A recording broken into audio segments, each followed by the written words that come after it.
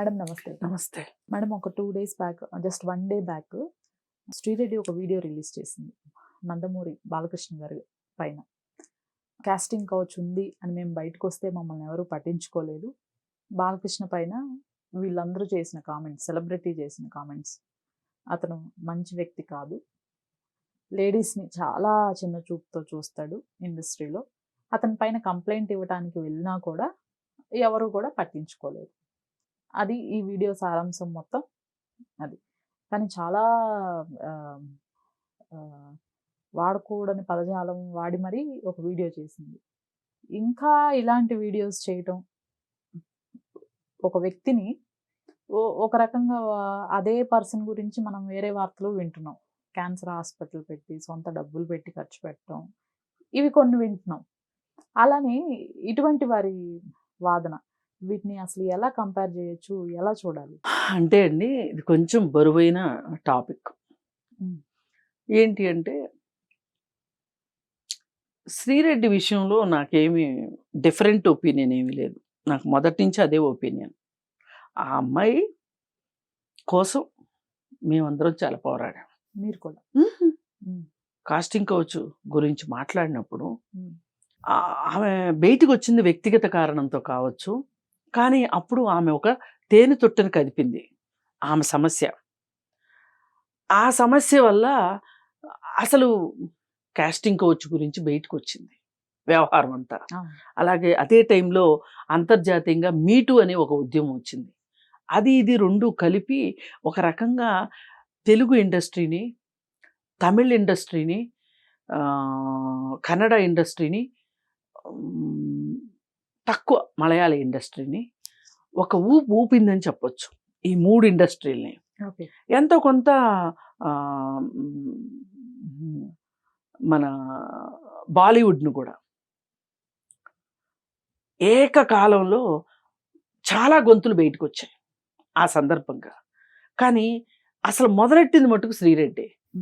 అయితే ఆ రోజు శ్రీరెడ్డి వెలిగించిన ఒక చిన్న సీమ టపాకాయి ఒక 2 సంవత్సరాల పాటు ఒక ప్రకంపనాలను సృష్టించిందని చెప్పొచ్చు. కానీ శ్రీరెడ్డి కూడా ఇంత జరుగుతుంది అని మట్టుకు చేయలే. తనకి తెలియదు ఇంత జరుగుతుంది అని. ఇప్పుడు హనుమంతుడి తోకకి నిప్పు పెట్టారనుకోండి, ఆ హనుమంతుడిని ఏదో చేద్దామని నిప్పు పెడితే ఆమె హనుమంతుడు ఏం చేశాడు? లంక మొత్తం అంటించొచ్చాడు. అట్లాగే ఈ ఇష్యూ కూడా అలాగే అయింది. అయితే దీనివల్ల లాభం ఎవరికి జరిగింది అని చూసుకుంటే గనక ఒక రకంగా ఇలాంటి సమస్య అనేది ఇండస్ట్రీలో ఉంది అనేది నలుగురికి తెలిసింది. జాగ్రత్త పడాల్సిన వాళ్ళు జాగ్రత్త పడ్డారు. కొంతమందికి ఒక ధైర్యం వచ్చింది. అలాగే క్వాష్ కమిటీ అని చెప్పి ఒక కమిటీ వెయ్యాలి, అంటే ఈ ఇండస్ట్రీలో ఇలాంటి బాధలు ఉన్న వాళ్ళు ఎవరైనా ఎవరికి చెప్పుకోవాలి అనే విషయంలో ఒక కమిటీ ఉంటే బాగుంటుంది అని చెప్పి ఆ కమిటీ వేయటం జరిగింది. అదే ఇంటర్నల్ కంప్లైంట్స్ కమిటీ అంటారు దీన్నే.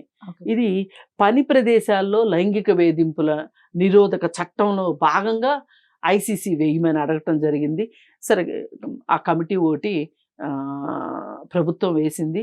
కాకపోతే ఎక్కడ వేసిన గొంగళి అక్కడే ఉంది. కాకపోతే కమిటీ అనేది ఒకటి ఉంది అనే ఒక భయంతో మట్టుకు మొత్తం పోయింది, కాస్టింగ్ కౌచ్ మొత్తం పోయిందని నేను అనను కానీ, వేధింపులన్నీ ఆగిపోయినాయి అని అన్న కానీ, అంతకుముందు అవసరం ఉన్నా లేకపోయినా అమ్మాయి దొరికింది అంటే చాలు, సినిమా ఛాన్స్ కోసం వచ్చింది చాలు అంటే ఆ అమ్మాయిని ఎలా అయినా వాడొచ్చు అని అనుకునే దృక్పథం నుంచి కాస్త జాగ్రత్త అయితే ఇండస్ట్రీలో వచ్చింది.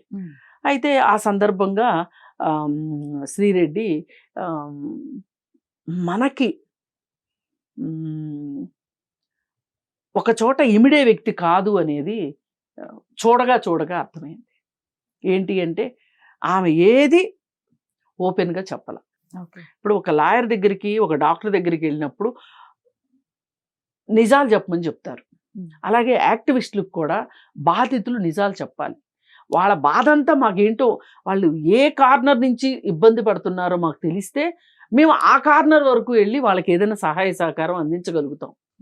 లేకపోతే వాళ్ళు సగం దాచిపెట్టి మాకు కొంత సమాచారం ఇస్తే మేము ఎట్లా చేయగలుగుతాము? చేయలేం కదా. తన వ్యక్తిగతమైన విషయాలకు సంబంధించి తను చాలా నిజాలు దాచింది. తనకు ఒక పాప ఉంది. మాకు చెప్పలేదు. తర్వాత తెలిసింది. తెలిసిన తర్వాత ఇంకా మేము కూడా ఈ ఉద్యమాన్ని ముందుకు తీసుకెళ్దాం కానీ శ్రీరెడ్డి వ్యక్తిగత సమస్య జోలికి వెళ్ళకూడదు అనేది మాకు అర్థమైంది. ఈ సందర్భంగా నేను చాలా తక్కువ చేసినట్లు లెక్క. చాలామంది యాక్టివిస్టులు సంధ్య గారు కావచ్చు, దేవి గారు కావచ్చు, సజ్జా గారు కావచ్చు, వాళ్ళు చాలా చేశారు. తనకు కూడా ఇండస్ట్రీలో ఉన్న వాళ్ళు కూడా పవిత్ర అనే అమ్మాయి అట్లా కొంతమంది చాలా సహాయ సహకారాలు అందించారు. అప్పుడు శ్రీరెడ్డి చాలా వ్యతిరేకంగా ఉంటే కూడా శ్రీరెడ్డికి కరాటే కళ్యాణి చాలా వ్యతిరేకంగా ఉంది. అయినప్పటికీ కూడా మేము కరాటే కళ్యాణి మీద కూడా మేము యుద్ధమే చేయాల్సి వచ్చింది. ఒక రకంగా ఆమె నోరు ముయించాల్సి వచ్చింది. సరే, ఇదంతా జరిగింది ఒక రకంగా మంచికే జరిగింది. అదే టైంలో మీటూ వచ్చింది. మరి చిన్మయి కూడా అదే సందర్భంగా బయటకు వచ్చింది. అక్కడ టాలీవుడ్లో దీప్తి నావల్ ఇట్లాంటి వాళ్ళు చాలామంది బయటకు వచ్చారు. నానా పటేకర్ మీద కూడా, సాక్షాత్తు నానా పటేకర్ మీద కూడా కంప్లైంట్లు ఉన్నాయి. మేమేమీ ఆశ్చర్యపోలా. ఎందుకు ఆశ్చర్యపోలేదు అంటే మనిషి సహజ నైజం ఆడవాళ్ళు ఒక రకంగా ఇబ్బంది పెడితే మగవాళ్ళు ఒక రకంగా ఇబ్బంది పెడతారు. బయటకు వచ్చింది ఒక అమ్మాయి అంటే వాళ్ళు మా తల్లి కాకపోతే చాలు, నా కూతురు కాకపోతే చాలు, నా చెల్లి కాకపోతే చాలు, వాళ్ళ వయసుతో సంబంధం లేదు, వాళ్ళ విద్వత్తుతో సంబంధం లేదు, వాళ్ళ పొజిషన్తో సంబంధం లేదు, నేను మగాడిని కాబట్టి నేను ఏమన్నా చేయగలను అనే మనస్తత్వం చాలామంది మగవాళ్ళల్లో ఉంటుంది. నేను అందరూ అని నన్ను చాలామందిలో ఉంటుంది. అయితే ఈ సినిమా ఇండస్ట్రీలో, ఈ తళుకు బెళుకుల ఇండస్ట్రీలో అది ఇంకాస్త ఎక్కువ వెర్రితలలేసి ఉంటుంది. దానివల్ల అరే వీళ్ళ నేను ఇలా అనుకోలేదే అని ఆశ్చర్యపోవటం మనం వంతు అవుతుంది అనమాట. అయితే ఇప్పుడు ఈ విషయానికి వస్తే శ్రీరెడ్డి ఈ విధంగా హైదరాబాద్ నుంచి మద్రాసు పారిపోయి ఆమె జీవితానికి సంబంధించి కొంత ఆర్జీవీఏ రామానాయుడు ఫ్యామిలీ నుంచి ఇప్పించాడు అని చెప్పి ఉంది. ఆమె మద్రాసులో అక్కడికి వెళ్ళి వంటలు చేసుకుంటూ, రాజకీయాలు మాట్లాడుకుంటూ, ఎక్సర్సైజులు చేసుకుంటూ, గుళ్ళకి వెళ్ళుకుంటూ, ఏం చేసినా ఎక్స్పోజింగ్ మట్టుకు ఆపదు. ఎక్స్పోజింగ్ చేస్తూనే ఉంటుంది. ఆమె ఎక్స్పోజింగే ఆమెకి ఆభరణం, పెట్టని ఆభరణం. రెండోది ఆమె నోరు. ఈ రెండిటితోటి ఆమె మొత్తాన్ని నేను ప్రపంచాన్ని జయించిన అలెగ్జాండర్ని మించి నేనున్నాను అనే ఉద్దేశంలో వెళ్తుంది. పైగా ఇంతలో ఒక సాక్షి ఉప్పు బ్యాచ్ ఒకటి ఉంది. సాక్షి ఉప్పు తిన్న బ్యాచ్. ఆ బ్యాచ్లో ఈమె కూడా టీం మెంబర్ అనమాట. ఈ టీం మెంబరు జగనన్న జగనన్న జగనన్న భజన. ఈమెకు ఒక రెడ్డి ఫీలింగు. ఈమె జగనన్న కోసం అసలు ఈమె ప్రేమ ఎంత దూరం వెళ్ళింది అంటే, మొన్న ఆయనకి గులకరాయి తగిలినప్పుడు ఇక్కడ తగిలితే ఏమయ్యేది, అక్కడ తగిలితే ఏమయ్యేది, అన్నో అంటూ శోకాలు తీసింది గులకరాయి గురించి. ఇప్పుడు నీ అన్నకి గులకరాయి తగిలితేనే నీకు అంత బాధ అయ్యింది. ఓ పక్కన వివేకానంద రెడ్డిని గొడ్డలు పెట్టి అన్ని పోట్లు వేస్తే ఆ కూతురు నా నాన్న కేసు తేల్చండు అంటే వాళ్ళు నువ్వు అవాకులు చవాకులు పేల్తావు. షర్మిల గురించి అవాకులు చవాకులు పేల్తావు. ఆఖరికి నీకు అసలు ఒక్క భారతీరెడ్డి మాత్రమే ఆడదలాగా కనిపిస్తుంది నీకు. ఈ ప్రపంచంలో ఇంకెవ్వరు ఆడవాళ్ళుగా కనిపించరు.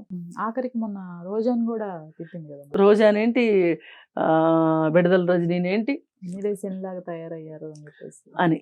అయితే ఇది కొంత స్క్రిప్ట్ ఉంది ఇందులో.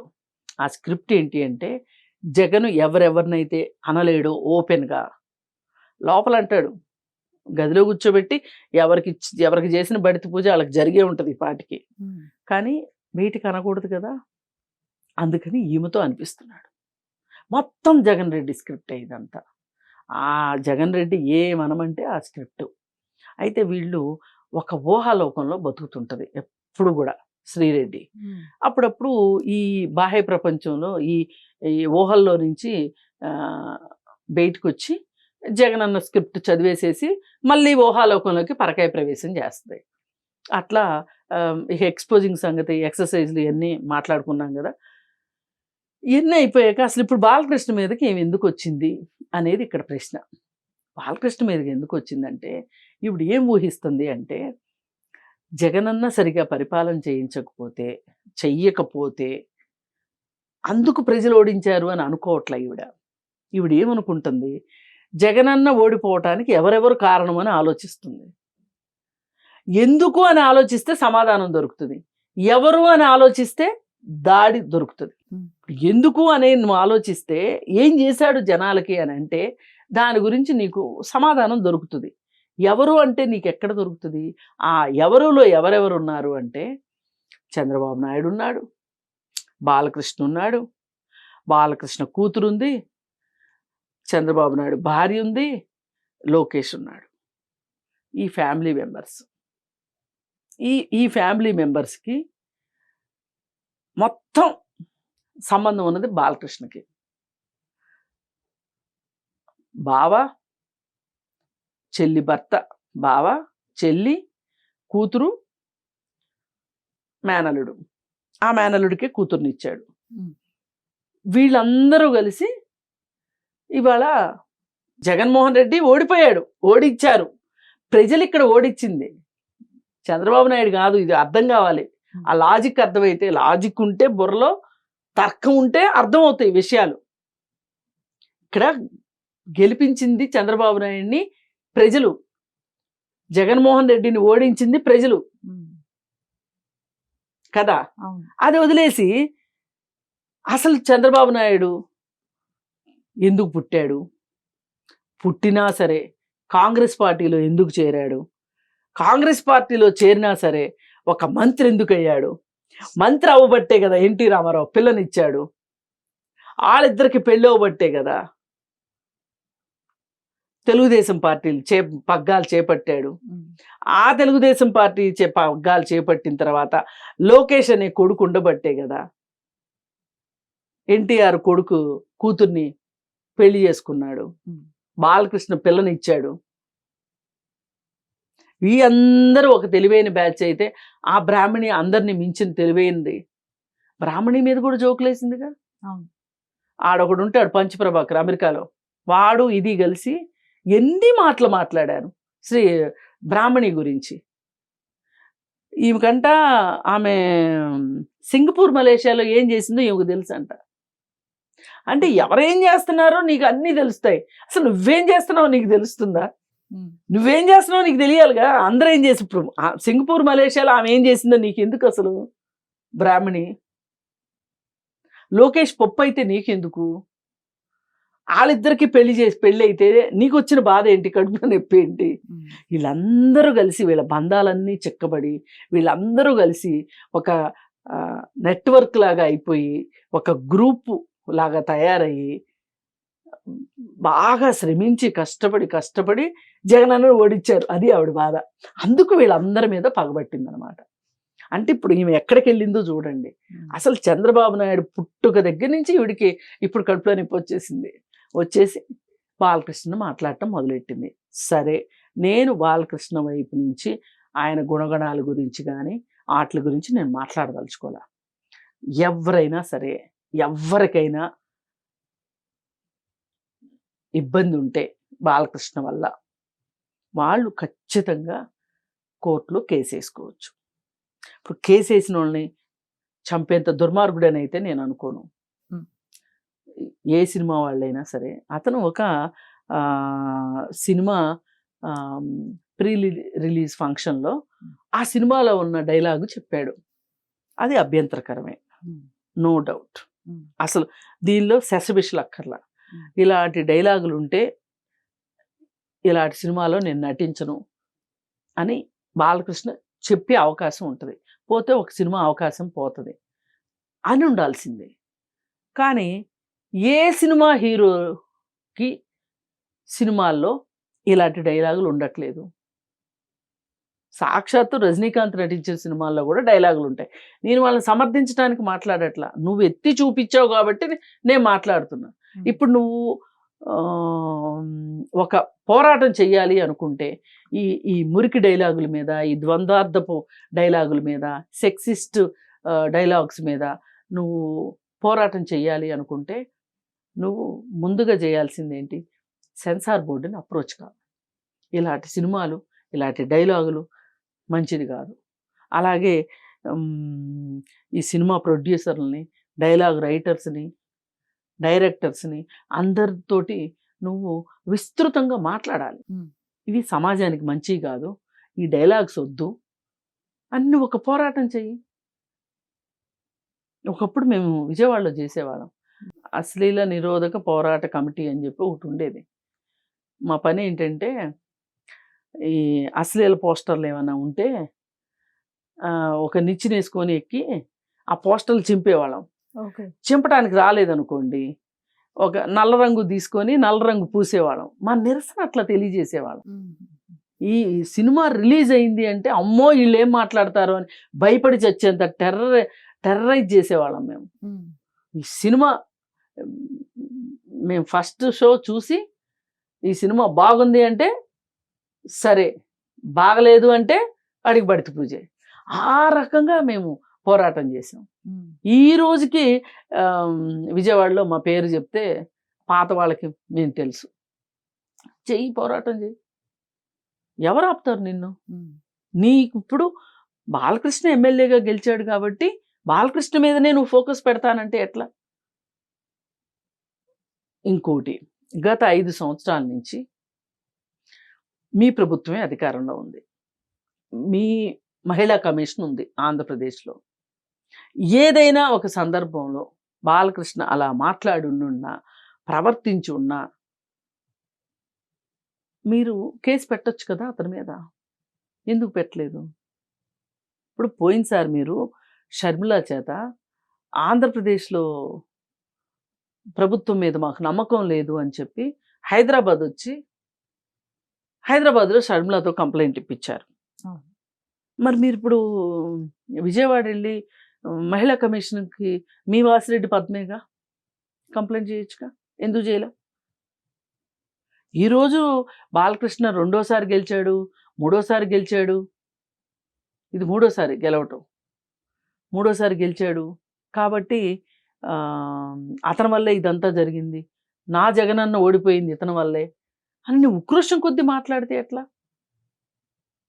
పోనీ బాలకృష్ణ నీకు సినిమా డైలాగులు అలా మాట్లాడిందే కనిపించింది, ఎవరెవరినో వేధించింది నీకు కనిపించింది కదా. సినిమా డైలాగులు అంటే నువ్వేమి చేయలేవు, నా అనుభవంతో చెప్తున్నా. కానీ వేధింపులకు గురి చేస్తే మట్టుకు తెలంగాణలో క్వాష్ కమిటీ ఉంది కదా, దాన్ని కంప్లైంట్ చేయొచ్చు కదా. ఇప్పుడు కంప్లైంట్ ఇచ్చాక బాలకృష్ణ ఏం చేశాడు అనేది కూడా నువ్వు ప్రజలకు చెప్పుకోవచ్చుగా. అసలు కంప్లైంట్ ఇచ్చుంటే ఇప్పించవచ్చు కదా నువ్వు. అందుకోసం ఏంటంటే ఇప్పుడు నువ్వు ఒక అనిశ్చితమైన మనసుతో ఉన్నావు. నీ అన్న ఓడిపోయాడు, 30 ఏళ్ళు ఉంటాడు అన్న అని ప్రతి ఒక్కళ్ళు నమ్మారు. పాపం ఒక రకమైన వాతావరణంలోకి వీళ్ళని తీసుకెళ్ళిపోయాడు. అదేదో ఒక సినిమా అనుకోకుండా ఒక రోజు చెప్తా. ఇప్పుడు అనుకోకుండా ఒక రోజు అని ఒక సినిమా ఉంది. దానిలో ఒక అతను కూర్చుని ఉంటాడు ఓ చోట. కూర్చునుంటే అతను ఎందుకు కూర్చున్నాడు అని చూడటానికి కొంతమంది వస్తారు, వీళ్ళంతా ఎందుకు కూర్చున్నారు అని ఇంకొంతమంది వస్తారు. అదొక పిచ్చి సమాజం ఏర్పడిపోద్ది అనమాట. అలాగే ఇక్కడ కూడా 30 ఏళ్ళు అసలు 30 ఏళ్ళు ఉంటాడు అనేది ఎంత బూతు మాట మీకు అర్థం కావట్లా. అంటే మీకు రాజ్యాంగం లెక్కలేదు, చట్టం లెక్కలేదు, ఓట్లేసే ప్రజలు మీకు లెక్కలేరు, వ్యవస్థల మీద మీకు నమ్మకం లేదు, మీ మీద మాత్రమే మీకు నమ్మకం ఉంది. అది ఎంత అతి విశ్వాసం అండి. అతి విశ్వాసానికి అత్యాశకి పరాకాష్ట మీ మూర్ఖత్వం. ఇప్పుడు చెప్పమ్మా, నీ జగనానికి రుషికొండ ఎందుకు అవసరం? ఇన్ని ప్యాలెస్లు అవసరమా ఒక వ్యక్తికి? అంటే మీ అన్న ఏమైనా పైనుంచి డైరెక్ట్గా ఊడిపడ్డా ఈ లోకంలోకి? అసలు ఇన్ని ప్యాలెస్లు ఎట్లొచ్చినాయి అన్న? నీకు ఒక్క ప్యాలెస్ కూడా లేదు కదా, ఇంత కష్టపడుతున్నావు, ఇన్నాళ్ళ నుంచి ఇంత కష్టపడుతున్నావు, ఎవరిని తిట్టమంటే వాళ్ళని తిడుతున్నావు, ఏం చేయమంటే అది చేస్తున్నావు, నీకు ఒక్క ప్యాలెస్ కూడా లేదు కదా. ఎందుకు జగనన్నే అన్ని ప్యాలెస్లు పెట్టుకుంటున్నాడు? లాస్ట్ టైం చెన్నైలో ఒక మంచి ఇల్లు కూడా ఇచ్చారని విన్నాం కదా మేడం. వాళ్ళు కాదమ్మా ఇచ్చింది, వాళ్ళు నెలవారీ డబ్బులు ఇస్తారు, పైగా ఈమెకి ఇన్స్టాగ్రాము, ఫేస్బుక్, యూట్యూబ్ వీటిలోనే చాలా డబ్బులు వస్తాయి. అందుకని జగన్ రెడ్డి కూడా అదే చెప్తాడు, నీకు ఈ డబ్బులు చాలా వస్తున్నాయి చాలే అని. అది పిల్లికి బిచ్చం పెట్టడు, ఎంతో అవసరమైతే తప్పితే ఖర్చు పెట్టడు. అసలు వాళ్ళే చెప్తున్నారు కదా, కప్పు కాఫీ కూడా ఇవ్వడం మా వాడని. సరే, ఏది ఏమైనా బాలకృష్ణ విషయంలో ఈ అనుచిత వ్యాఖ్యల గురించి మీరు చట్టాన్ని ఆశ్రయించండి. ఇలా మాట్లాడితే సరిపోదు, దేనికైనా సరే చట్టబద్ధంగా చేయండి. ఇలా నోరు పారేసుకుంటే ఉపయోగం లేదు. అందుకని శ్రీరెడ్డికి ప్రొసీజర్ తెలియకపోతే వాసిరెడ్డి పద్మ దగ్గరికి వెళ్ళి, ఇప్పుడు ఆమె మరి ఇంకా పదవిలో ఉందో రిజైన్ చేసిందో తెలియదు, కానీ ఆమె దగ్గరికి వెళ్తే ఆమె ప్రొసీజర్ చెప్తుంది. ఎందుకంటే మాకులాగానే ఆవిడ కూడా ఉద్యమకారిణి ఒకప్పుడు. ఇప్పుడు 5 సంవత్సరాల నుంచి పదవిలో ఉంది. ఆమెకి మెకానిజం అంతా తెలుసు, అంటే వ్యవస్థలు ఎట్లా పనిచేస్తాయో తనకు బాగా తెలుసు. అందుకని వ్యవస్థల ద్వారా బాలకృష్ణని శిక్షించండి, మీరు చట్టంతో శిక్షించండి, మీ నోటితో మాత్రం కాదు అని నేను చెప్పదలుచుకున్నా. ఇవన్నీ కూడా మనం ఏదో టాపిక్ వచ్చింది కాబట్టి మాట్లాడుకోవటమే కానీ, చెవిటోడు ముందు శంఖం ఊదినట్టే. శ్రీరెడ్డికి ఏదన్నా చెప్పాలి అనుకుంటే ఆమె రూట్ మ్యాప్ ప్రకారమే ఆవిడ వెళ్తుంది. జగనన్న ఇచ్చిన ఆదేశాల మేరకే ఆమె పనిచేస్తుంది. ఓకే, ఇది క్లియర్. ఇది క్లియర్. ఏదైనా ఇబ్బంది వస్తే నీ చావు నిన్ను చావమంటాడు తప్పితే జగనన్న నిన్ను రక్షిస్తాడు అని మటుకు నువ్వు అనుకోకు. ఇది కూడా తనే చెప్పిందిగా మేడం. అంతే చెప్పిందిగా, నాకు కనీసం మీరు సభ్యత్వాన్ని ఇచ్చి చావలేదని తిట్టిందిగా. అంటే ఆమె చాలా తెలివిగా, వైసీపీ వాళ్ళు నన్ను ఓన్ చేసుకోవట్లేదు కానీ నేను వైసీపీని ఓన్ చేసుకుంటున్నానని చెప్పింది. అంటే చాలా తెలివిగా ఏంటి అంటే, ఇప్పుడు ఈ మాట్లాడిన మాటలకి వైసీపీకి సంబంధం లేదని నమ్మించాలని చూస్తుంది. ఆమె ఎక్కడా తగ్గట్లేదు, చాలా తెలివిగా ఉంటుంది. ఇప్పుడు పంచప్రభాకర్ కూడా వాడి మీద ఏం కేసులు పడతాయోనని చెప్పి జగన్ తిడుతున్నాడు, కొత్తపల్లి అందుకున్నాడు. ఇన్నాళ్ళు ఏమైపోయిందిరా నీ బుద్ధి? ఎక్కడో కూర్చుని కోతలు గుయటం కాదు పంచప్రభాకర్. అసలు వాడి మీద కూడా ఒక వీడియో చేయొచ్చు, వాడు మాట్లాడిన వీడియోలన్నీ చూస్తే. కాకపోతే చాలా గబ్బుగా ఉంటాయి, అందుకే నేను వాడి జోలికి వెళ్ళను తొందరగా, పైపైన తిట్టేసి ఊరుకుంటా. అది వాళ్ళ ఉచ్చం నీచం లేదు వీళ్ళకి. ప్యాంటు చొక్కా వేసుకుంటున్నాము, చదువుకున్నాము అని చెప్పుకోవటమే కానీ నోరు తెరిస్తే మంచి మాట రాదు. చట్టం అంటే గౌరవం లేదు. అక్కడ కూర్చుని అమెరికా పోలీసులు తిడతారు, వాళ్ళకి భాష రాదు కాబట్టి. వాళ్ళకి గనక తెలుగు అర్థమైతే తీసుకెళ్ళి లోపలేస్తారు. అది పరిస్థితి. ఇక్కడేమో అక్కడి నుంచి ఇక్కడికి రప్పించలేరు కాబట్టి బతికిపోయాడు వాడు. అక్కడేమో ఇంగ్లీష్లో మాట్లాడక బతికిపోయాడు, ఇక్కడికేమో వీళ్ళు తీసుకురాలేరు కాబట్టి వాడు బతికిపోతున్నాడు. కానీ వాడు వాగే వాగుడికి 500 సంవత్సరాలు శిక్ష వేసినా కానీ, అమెరికా కోర్టులు అయితే 500 సంవత్సరాలు వేస్తాయో 1000 సంవత్సరాలు శిక్ష వేస్తాయో, అక్కడ ప్రధానికి మల్టిప్లై అవుతూ ఉంటుంది. అది అందుకని ఈ బ్యాచ్ అంతా ఈ ఏమనాలి, ఇది ఒక ఆవారా బ్యాచ్, మాట్లాడుకుంటూ వెళ్తూ ఉంటారు. వీళ్ళని పట్టించుకోవక్కర్లేదనేది నా ఉద్దేశం. Alright madam, thank you.